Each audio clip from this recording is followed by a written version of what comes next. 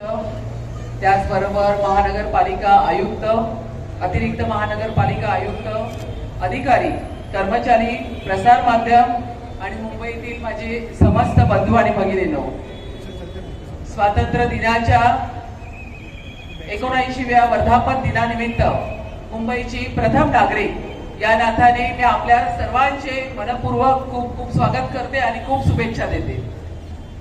स्वातंत्र्यासाठी आपले सर्वस्व या ठिकाणी अर्पण करणाऱ्या ज्ञात अज्ञात अशा सर्व वीरांना मी विनम्र अभिवादन करते। त्यांच्या त्यागामुळेच आपण आज स्वाभिमानाने या ठिकाणी उभे आहोत। त्यामुळे हा दिवस केवळ उत्साहाचा नाही तर आपल्या कर्तव्याची जाणीव करून देणारा देखील आहे। आपल्या सर्वांच्या साक्षीने ध्वजारोहण करताना माझ्या मनात अपार अभिमान आणि कृतज्ञतेची भावना आहे। 4 वर्षाच्या प्रशासक काळानंतर लोकशाहीचा कौल घेऊन जनतेची प्रतिनिधी म्हणून तुमच्या समोर उभं राहून ध्वजारोहण करण्याचा मान मला मिळाला आहे। हे माझे परम भाग्य मी समजते। 4 वर्ष आपण लोकप्रतिनिधी शिवाय काम पाहिलं, पण मुंबईकरांचं मुंबईवरचं अपार प्रेम आणि त्यांना केंद्र व राज्य शासन तसेच महानगरपालिका प्रशासनाची साथ कधीच कमी पडली नाही हे मी आवर्जून या ठिकाणी नमूद करते। मुंबई महानगराच्या स्वातंत्र्य लढ्यातील सहभाग हा केवळ ऐतिहासिक घटनांचा संग्रह नाही, जन आंदोलन, कामगार शक्ती, राजकीय जागृती आणि राष्ट्रप्रेम याचा संगम आहे। वसाहतवादी राजवटीत आर्थिक, व्यापारी आणि औद्योगिक केंद्र म्हणून विकसित झालेली मुंबई पुढे भारताच्या स्वातंत्र्य चळवळीचे महत्त्वाचे केंद्र बनले। आजचा विचार करता मुंबई ही फक्त महाराष्ट्राची राजधानी किंवा भारताची आर्थिक राजधानी नाही, तर ती या देशाची आर्थिक इंजिन आहे।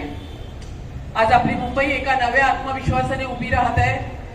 संपूर्ण देश आदरणीय पंतप्रधान श्री नरेंद्र मोदीजींच्या नेतृत्वात विकसित भारत 2047चं स्वप्न पुराशी बाळगून वाटचाल करीत आहे।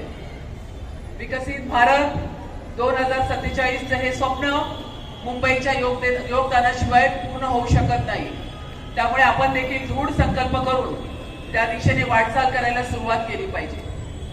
मूलभूत नागरी सेवा सुविधांच्या पलीकडे झेप घेऊन आता मुंबईत चहूबाजूने पायाभूत विकासाची कामे सुरू झालेली आहेत।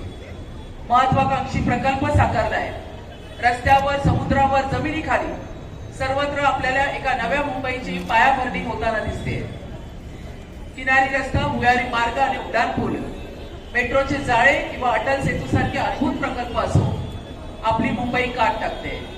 गारगाई जलप्रकल्पाला सुद्धा आपण मंजुरी दिलेली आहे। सांडपाण्यावर प्रक्रिया करणारे 7 मोठे प्रकल्प नजीकच्या काळामध्ये कार्यान्वित होणार आहेत। ही खूप मोठी यादी आहे। मुंबईला जागतिक दर्जाचे महानगर बनवण्यासाठी रात्रंदिवस सर्व यंत्रणांच्या समन्वयातून अखंड काम या ठिकाणी मुंबई महानगरपालिकेच्या माध्यमातून सुरू आहे आणि याचा मला खूप विश्वास आहे। ही सुवर्णमयी